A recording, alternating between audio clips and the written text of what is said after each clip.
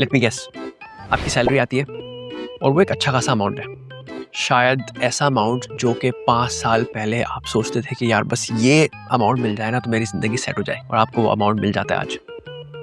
पर जब आप अपनी बैंकिंग की ऐप खोलते हैं, अपना स्टेटमेंट देखते हैं, तो आपके रोंगटे खड़े हो जाते हैं। आपको लगता है कि उस सैलरी में से 40-45% तो रेंट में निकल जाता है, ग्रोसरी डबल हो चुकी है, आपकी कोई 12 सब्सक्रिप्शंस हैं जस्ट टू एग्जिस्ट डिजिटली, और फिर आप जिस तरह सोशल मीडिया डूम स्क्रॉल कर रहे होते हैं उसी तरह आप डूम स्पेंडिंग भी कर रहे होते हैं, बिकॉज छोटी छोटी चीज़ों से अपने डोपामिन शॉट्स लगाते हैं। बिकॉज जो एक्चुअल चीज़ है, जैसे कि अच्छी गाड़ी खरीदना या अपना घर खरीदना, मैथमेटिकली इम्पॉसिबल लग रहा है। मसला ये नहीं है that you are bad with money, मसला ये है that you are bleeding out from 1000 invisible cuts. आपको पता ही नहीं हो कट्स है का। कोई बात नहीं, उन जख्मों को भरते हैं आज की वीडियो में। आज हम बात कर रहे हैं जीरो बेस बजटिंग के बारे में। ज्यादातर लोग जब बजटिंग का कॉन्सेप्ट सोचते हैं तो वही सोचते हैं कि जब मेरे पास कुछ पैसे बच जाएंगे ना तो मैं उन पैसों का बजट बना दूंगा, बाकी तो मेरे खर्चे हो ही रहे, जो बच जाएगा उसका बजट बना लेंगे। ये बहुत रिएक्टिव अप्रोच होती है।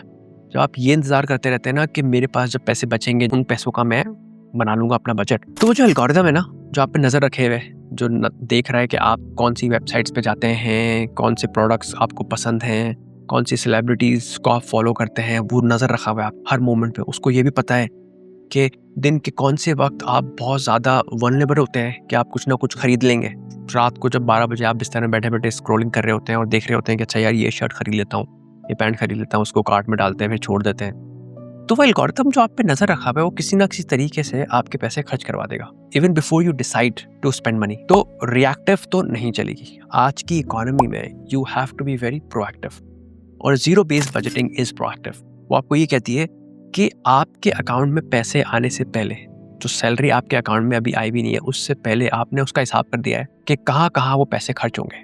So every dollar has a job, आपने वो असाइन कर दिया उसको, ताकि आपका इनकम माइनस एक्सपेंसेस का जो स्टेटमेंट है वो जीरो, उसमें से कुछ पैसे बचेंगे नहीं जो अकाउंट में बैठे बैठे एल्गोरिथम के हत्थे चढ़ जाए। सो इस वीडियो के लिए एक चीज जरा क्लियर कर लेते हैं। अगर आप बिजनेस करते हैं, अगर आप फ्रीलांसर हैं, आप कहते हैं कि यार मेरी तो कोई फिक्स इनकम नहीं है महीने की, तो मैं ये कैसे इस्तेमाल करूँगा, मुझे तो पता नहीं होता कि एग्जैक्टली पैसे कितने आएंगे। तो उसको ये देख लें कि आपकी एक पर्सनल इनकम है और एक आपकी बिजनेस की इनकम है, एक आपकी वो फ्रीलांसिंग ऑपरेशंस की इनकम है। उसमें से ये डिसाइड कर लें कि आप खुद को क्या सैलरी देते हैं, और वो सैलरी जो है वो बन जाती है आपकी personal income. So if you know that number, will work with that number. आज की वीडियो के लिए हम खास तौर पे आपकी पर्सनल इनकम के बारे में बात करेंगे, बट ये टूल आप दूसरी जगहों पर भी इस्तेमाल कर सकते हैं और उनको सेपरेटली कर लें। आज हम बात कर रहे हैं कि आपकी पर्सनल इनकम आपके पास हर महीने क्या आती है, अगर महीने में 2 दफ़ा आती है तो बाई वीकली क्या आती है, और उसको आप जीरो बेस बजटिंग के हिसाब से कैसे प्लान कर सकते हैं। इससे पहले कि आप बजट बनाएं, ज़रा एक रियलिटी चेक कर लें। अगर आप कोई अपने बैंक की ऐप इस्तेमाल करते हैं तो ज़रा बैंक की ऐप खोल लें और ज़रा बैंक की ऐप खोल के एक एक्सरसाइज अपने साथ करें और बड़े सच्चे दिल से करें। अपनी पिछले 15 दिन का या 30 दिन का एक स्टेटमेंट ज़रा स्क्रॉल करें और देखें कि कहाँ कहाँ आपने ऐसे एक्सपेंसेस किए हैं जो आपका खून चूस रहे हैं। हम इसको कहते हैं वेम्पायर एक्सपेंसेस। कहाँ पे ऐसा है जहाँ पे आपने सब्सक्रिप्शन कोई सब्सक्राइब की थी और अब आप इस्तेमाल भी नहीं करते, बट वो सब्सक्रिप्शन लगे आ रही है, हर महीने उसके चार्जेस आपके पास लगते जा रहे हैं। या कभी ऐसा हुआ कि आपने रात के 2 बजे, रात के 3 बजे कोई एक पेयर ऑफ जीन्स खरीद लिया, कोई बैग खरीद लिया, अब वो रखा हुआ है आपके क्लोजेट में महीने से, बट आपने इस्तेमाल नहीं किया है। और एक और खूबसूरत चीज़ जो हमारे स्टेटमेंट में होती है वो होते हैं कन्वीनियंस चार्जेस। ATM से पैसे निकाले उसके चार्जेस देते हैं, बैंक ट्रांसफर किया उसके चार्जेस देते हैं, कोई पेमेंट की उसके चार्जेस देते हैं। सो जरा कन्वीनियंस चार्जेस भी चेक करें कि आपके पास कितने वो चार्जेस लग के आए। जरा अभी पॉज करें और ये एक्टिविटी कर लें और उसका एक टोटल अमाउंट बना लें। क्या वो पैसे थे जो आपको लग रहा है कि वेम्पायर एक्सपेंसेस थे, things that you did not really need. अगर ये नंबर देख के आपको डर लग रहा है, then you need to realize ये सिर्फ पैसे नहीं है, this is actually your freedom leaking out from all over the place, और अब उसको फिक्स करने की जरूरत है। अब जरा हर उस पैसे को एक काम देते हैं। तो जीरो बेस बजटिंग करने के लिए step number 1, you have to check your inflow कि एग्जैक्टली मैं इस महीने पैसे कमाऊंगा कितने। सो आपकी क्या पे आएगी, वो सैलरी के तौर पे आ रही है, वो आपके फ्रीलांसिंग साइड हसल के प्रोजेक्ट से आ रही है, जो भी आ रही है, पर आपके पास आएगा क्या। तो वो ज़रा आपके पास एक क्लियर नंबर मौजूद होना चाहिए। अगर आप फ्रीलांसिंग करते हैं, अगर आपका कोई साइड हसल है जिससे आपको पैसे आने, सो वो हम हमेशा अंडर एस्टिमेट करेंगे, बिकॉज हम सिर्फ उस पैसों से बजट कर सकते हैं जो कि हमें नजर आ रहे हैं। जो हमें नजर नहीं आ रहा, जो हमें पता ही नहीं है, जिसकी श्योरिटी नहीं है कि वो आएगा नहीं आएगा, उसके ऊपर हम बजटिंग नहीं कर सकते। सो उसको अंडर एस्टिमेट करें। फॉर एग्जाम्पल, आपको लग रहा है कि यार मेरे इस प्रोजेक्ट से 5 लाख रुपए आ जाएंगे, तो लेट्स अंडर एस्टिमेटेड कि सें कि 60% ही आएगा, तुम तो 3 लाख रुपए आएंगे, और उस 3 लाख रुपए से आप खुद को अपनी पर्सनल इनकम क्या देंगे, तो उसको जरा डिफाइन कर लें, ताकि हम उस चीज से बजट करें जो कि आपको लग रहा है कि कंफर्म आएगी ना। स्टेप नंबर 2 में हम 4 बकेट्स बनाएंगे जिसमें हम एलोकेशन करेंगे अपने बजट की। सो पहली बकेट है सर्वाइवल की। ये वो बकेट है जहाँ पे आप देखते हैं कि जी रेंट क्या देना है, मॉर्गेज क्या देना है, ग्रोसरीज के बिल क्या आएंगे। ये ग्रोसरीज के बिल की बात हो रही है, ये टेक आउट्स और ईट आउट्स की बात नहीं हो रही। ग्रोसरीज जो आप घर लेके आएंगे और आप घर पे खाना पकाएंगे, सो उसकी बात हो रही है। आप यूटिलिटीज, बिजली पानी गैस का बिल देना है, घर का इंटरनेट, मोबाइल फोन। आपको पता है कि यार ये सर्वाइवल के लिए ये सब चीजें जरूरी है, तो सबसे पहले तो उस बकेट के अंदर अपने खर्चे लिखते हैं कि इन इनफ्लोज में से उस बकेट के अंदर सर्वाइवल की बकेट में क्या जाएगा। Now bucket number 2 is the past. बहुत सारी दफ़ा आपके ऊपर कोई लोन्स हैं, आपने क्रेडिट कार्ड इस्तेमाल किया हुआ था, वो लोन अभी तक नहीं भरे हैं, कोई बाय नाउ पे लेटर इंस्टॉलमेंट्स के ऊपर चीज़ें ली हुई हैं, आपको पता है कि वो चीज़ें अभी नहीं भरी हैं। So you have baggage that you have been bringing, जो आपके माजी में से आ रहा है। तो उस माजी में से क्या क्या चीज़ें हैं जो कि आपने भुगतानी है, अब ज़रा वो लिखते हैं। Number 3 is the future. अब ज़रा बात करें कि आपने अपने लिए कोई इमरजेंसी फंड बना लिया है। अगर खुदा न ख्वास्ता आपकी जॉब चली जाती है, कोई मसले हो जाते हैं financial, so do you have an emergency fund to survive 3, 4, 6 months. सो वो उस इमरजेंसी फंड को बनाने के लिए कितने पैसे उस इमरजेंसी फंड में डालने की ज़रूरत है। दूसरा, आपकी कोई इन्वेस्टमेंट्स हैं for your future, for your retirement, तो उन इन्वेस्टमेंट्स के बारे में सोचें। That's your third bucket. Now bucket 4 is your sanity.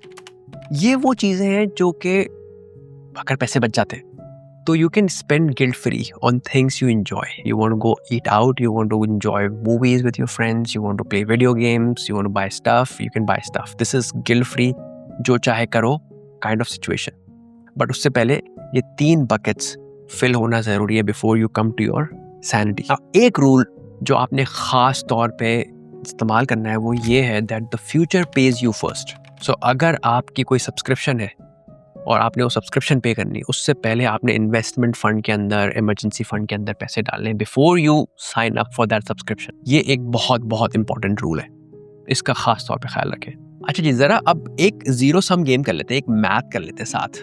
तो अपनी जरा टोटल इनकम लें, उसमें से अपनी सर्वाइवल कॉस्ट माइनस कर दें, उसमें से अपने सारे डेट्स माइनस कर दें, उसमें से अपनी फ्यूचर इन्वेस्टमेंट्स माइनस कर दें। अब जो नंबर आपके पास बच के आया है आपकी टोटल इनकम में से, वो है आपका सैनिटी का बजट। ये वो चीज है जिसके ऊपर गिल्ट फ्री अय्याशी हो सकती है। अगर ये नंबर आपकी उम्मीद से बहुत कम है तो ये एक बहुत अच्छी बात है, क्योंकि अब आपको अपनी रियलिटी पता है। It tells you a real number that you can afford. अगर ये नंबर नेगेटिव है then you do not have a budgeting problem. आपका मसला बजटिंग नहीं है, आपका मसला इनकम है, आपका मसला आपका लाइफस्टाइल है। सो मे बी आपने बहुत सारी सब्सक्रिप्शंस ली हुई हैं जिनकी आपको जरूरत नहीं है। You have to cut down on them. There are things that you are doing that you need to cut down on which are not your survival costs.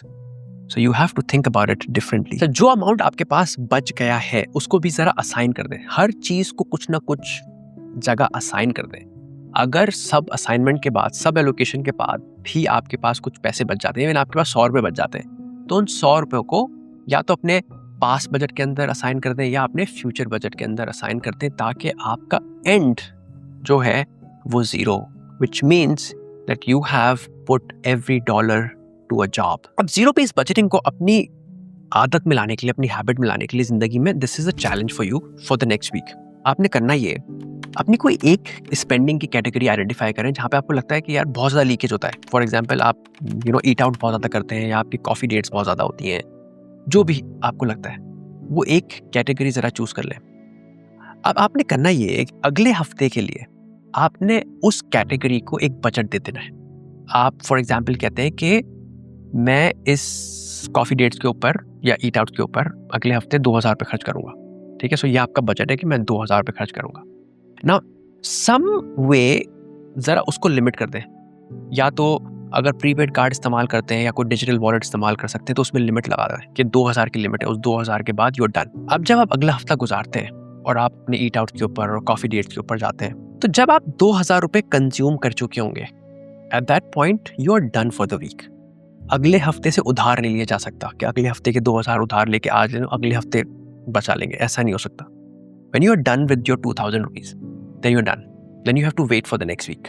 होता क्या है कि पहले ज़माने में जब आपके पास पेपर मनी होता था तो आपको निकल के जाना पड़ता था किसी दुकान पे खरीदारी करने के लिए, और आपको पैसे लेके जाने पड़ते थे, फिर आपको पैसे गिन के उनको देने भी पड़ते थे, तो आपको एहसास होता था कि वो पैसे आपके हाथ से निकल रहे हैं। In the world today, in the digital economy, आपको एहसास नहीं होता बिकॉज आपके अकाउंट से पैसे कट जाते हैं। You carrying plastic money, you carrying Apple पे, सो आपको ये एहसास ही नहीं हो रहा कि पैसे जा कहाँ रहे हैं। And how the economy is designed, corporations चाहती हैं कि आप पैसिव ही रहें, आप ज़्यादा पैसों के बारे में सोचें नहीं, क्योंकि अगर आप पैसों के बारे में सोचते हैं तो उनकी ज़िंदगी मुश्किल हो जाएगी। And I want you to think about it, I want you to feel that friction. जब आप पैसे खर्च कर रहे हो तो आपको वो फ्रिक्शन हो कि ये पैसे मेरे हाथ से निकल रहे हैं, जो कि दूसरी और बेहतर जगहों पर रिक्वायर्ड है। बिकॉज आप एक ऐसी इकोनॉमी से लड़ रहे हैं that is designed to keep you subscribed to a million things, और ज़्यादा उसके बारे में सोच विचार नहीं करो। और जीरो बेस्ड बजटिंग जो है वो आपका हथियार बन सकती है to take you control back, ताकि आपको पता हो कि आपके कितने पैसे आ रहे हैं और आप उनको कहाँ खर्च कर रहे हैं, ना कि आप पैसिवली बस बैठे रहें और वो पैसे एल्गोरिथम आपके लिए खर्च कर दे। Now for a fun exercise, वो जो आपने अपना वैम्पायर एक्सपेंसेस बनाया था एक्सरसाइज 1 में, उसका जो नंबर है जरा कमेंट्स में डाल दे, सो दैट सबको पता चल रहा है कि हमारे क्या वैम्पायर एक्सपेंसेस चल रहे हैं। इस उम्मीद के साथ कि आप जीरो बेस्ड बजटिंग को अपनी जिंदगी में इस्तेमाल करेंगे, अपनी जिंदगी को बेहतर बनाएंगे। अपना ख्याल रखिएगा, फिर मिलते हैं इंशाल्लाह।